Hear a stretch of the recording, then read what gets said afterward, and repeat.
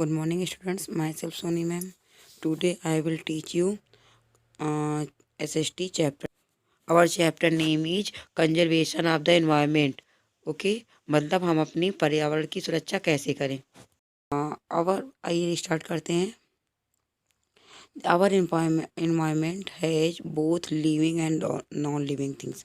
आप बच्चों जानते हो कि हमारे इन्वायरमेंट में, पर्यावरण में क्या लिविंग और नॉन लिविंग मतलब जीवित और अजीवित दोनों चीज़ें रहती हैं। Living things depend on the non living things for survival. जो जीवित चीज़ें हैं वो अजीवित चीज़ों पे, निर्जीव चीज़ों पे मतलब अपने आप को डिपेंड रहती हैं अपने आप को जीवित रखने के लिए। For example plants need one living things such as air. जैसे प्लांट है, एक लिविंग थिंग्स है जिसको क्या चाहिए, हवा चाहिए, पानी चाहिए, सनलाइट चाहिए अपने अपने बढ़ने के लिए, उसको सरवाइव करने के लिए। There it is very important to maintain a balance between two. यहाँ पे ये बहुत आवश्यक है कि दो चीज़ों के मध्य में क्या है, उन मेंटेनेंस बनाए रखना बहुत ज़रूरी है। We should look after our environment. हमें अपने इन्वायरमेंट को देखना चाहिए। Clean surroundings help us stay healthy. जो अगर हम अपने चारों ओर साफ सुथरा रखेंगे तो ये हमें स्वस्थ रखने में हमें स्वस्थ रखेगा।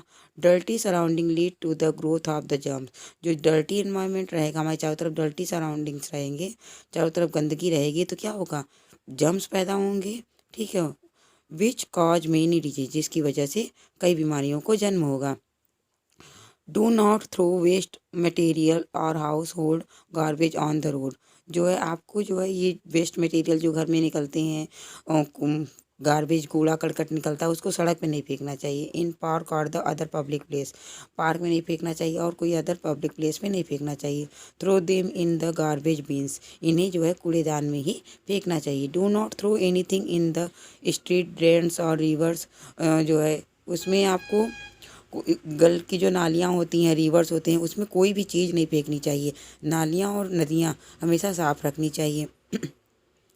Do not allow water to collect at one place. कहीं पानी एक जगह इकट्ठा नहीं करना चाहिए, नहीं तो वहाँ पे मच्छर, कीटाणु, ये सब कई चीज़ें जी मतलब जम्स पैदा हो जाएंगे। Mosquito bread in still water and the cause disease. और वहाँ पे जब मच्छर इकट्ठा होती हैं, जब जन्म लेते हैं तो क्या होता है, पानी में इकट्ठा होते हैं, इकट्ठे हुए पानी में, और तो इससे बीमारियाँ फैलती हैं। देखिए दिल्ली में डेंगू एक बार जब फैला था तो ये मॉस्किटो, जो डेंगू मॉस्किटो की वजह से ही फैला था। ये पानी जहाँ जहाँ घर में गंदगी रहती थी वहाँ वो इसका जन्म हो जाता था, फिर उनको काट लेते थे, फिर डेंगू हो जाता था उनको। Use only paper cloth bags. सिर्फ जो आप लोग सामान लाने के लिए कप प्लास्टिक का यूज करते हैं, उसको प्लास्टिक का यूज ना करके बल्कि आपको सिर्फ पेपर का ही बैग यूज करना है। अवॉइड यूजिंग प्लास्टिक बैग्स, यही मतलब आपको प्लास्टिक का अवॉइड करना है। दे हार्म द एनवायरनमेंट, वो हमारे एनवायरनमेंट के लिए बहुत ही हानिकारक है। Do not split urinate and the defecate in open और द पब्लिक प्लेस। आपको कहीं भी थूकना नहीं चाहिए। ठीक है, कि ऐसे ही यहाँ चलते चलते आप थूक दीजिए। आपको कहीं बाथरूम नहीं करना चाहिए ओपन पब्लिक प्लेस में। ठीक है, आपको कहीं इस तरह से आपको क्या करना है, बिल्कुल अपने चारों ओर सफाई रखोगे। आप सोचोगे कि हम यहाँ पे गंदगी करके चले जाएं, सिर्फ अपने घर को साफ रखें, तो क्या हुआ, इन्वायरमेंट तो सबका है। ये चीज़ें जो आप गंदगी फैलाओ वो सब जगह, आपके आस पड़ोस में सब जगह जाएंगी, तो इससे क्या होगा, बहुत ही हानिकारक है ये सब चीज़ें। अब आपका नेक्स्ट पॉइंट है कंजर्वेशन। कंजर्वेशन में संरक्षण मतलब सुरक्षा, कैसे हम किसी इन सब चीज़ों की सुरक्षा कर सकते हैं। You have read that your environment is made up of living and non living things. आपने पढ़ चुका है कि आपका जो इन्वायरमेंट है किससे बना है, जीवित और निर्जीव वस्तुओं से मिलकर बना है। एंड ह्यूमन बींग्स, और इसमें ह्यूमन बींग्स हैं मतलब मानव जाति भी है। Are the depend on the those things for their survival. वो जो उनको जीवित रखने के लिए जो चीज़ें आवश्यक हैं उसी पे लोग डिपेंड है।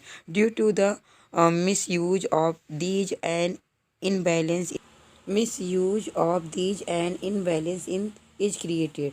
तो इसका अगर आप इसकी मतलब इसके दुरुपयोग से ये क्या हो जाएगा, इस इनबैलेंस आ जाएगा, मतलब इसमें अस्थिरता आ जाएगी। To maintain the balance in the nature we need to conserve our environment. हमारे नेचर को मेंटेन रखने के लिए हमें क्या का जरूरत पड़ती है, इन्वायरमेंट की जरूरत पड़ती है। And contribute towards reductions of these environment loss or the degradations। तो ये जो है इनको जो है इन्वायरमेंट को सही रखने के लिए हमें जो हमारी प्रकृति की चीज़ें इनका मिसयूज नहीं करना चाहिए। नहीं तो क्या होगा, ये इनबैलेंस आ जाएगा, मतलब ये अस्थिरता आ जाएगी। फिर आपको कुछ नहीं, आप सिर्फ अपना ही लॉस करोगे इसमें, ठीक है, आपका हानि ही होगी, जिससे पतन की तरफ ये बढ़ जाएगा।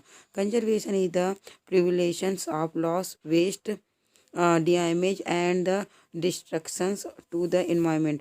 जो संरक्षण करना है उसको क्या, हमें क्या बचाना है, हमें जो ज़्यादा से ज़्यादा लॉस नहीं करना है, उन्हें बचाना है। कोई चीज़ वेस्ट नहीं करना है, कोई चीज़ प्रकृति कोई चीज़ को डैमेज नहीं करना है, ठीक है। इससे जैसे इन्वायरमेंट बना रहे, which include the plants animal habitats and natural resources. इसमें जो है आपके प्लांट्स हुए, एनिमल्स हुए और प्रकृति कई चीज़ें ऐसी हुई जो नेचुरल रिसोर्सेज हुई, जो हमें क्या करेंगी, इसको बनाए रखना है हमको। Today we are facing huge environmental problems. The main reason for this is that human beings are the consuming natural resource at much quicker pace than they can be replenished. As we are doing this, we are polluting the earth and making way for more destructions of nature. मतलब आज हम लोग क्या कर रहे हैं, बहुत ही environment की पर्यावरण समस्या सबसे बड़ी समस्या के रूप में इसको देख रहे हैं। जिसका मेन रीज़न क्या है कि ह्यूमन बींग्स ही है, क्योंकि वो क्या नेचुरल रिसोर्स को जो है वो बहुत तेज़ी से क्या कर रहा है, इसको यूज कर रहा है, ज़्यादा से ज़्यादा यूज कर रहा है, मिस यूज भी कर रहा है उसमें। देन तब उससे क्या होगा, दे कैन बी रिप्लेनिश्ड। और उनको फिर ये क्या है, इनको फिर आप जो चीज़ आप ख़त्म कर दोगे वो दोबारा थोड़ी ना मिल पाएगा।